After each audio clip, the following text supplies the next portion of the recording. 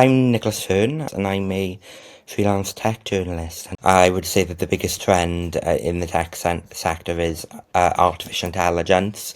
I'm very kind of it. You think that you go back three or so years ago when ChatGPT came onto the scene, and people were thinking, "I've heard of ChatGPT in the news, but what is it?"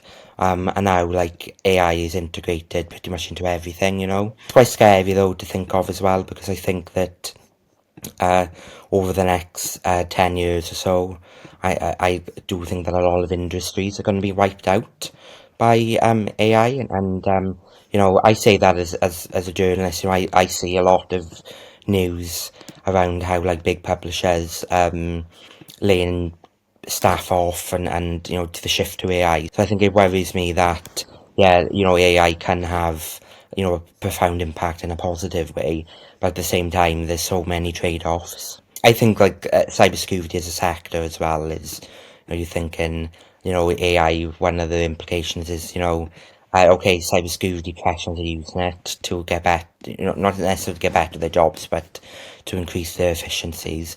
But then you've got hackers using it to, launch attacks more frequently. So Robbo did a story for Press Gazette around kind of the rise of, like, AI generated spokespeople, and it's so alarming. So it's not just now, like, we're having about genuine clients, like, of PR people, like, writing their quotes using ChatGPT.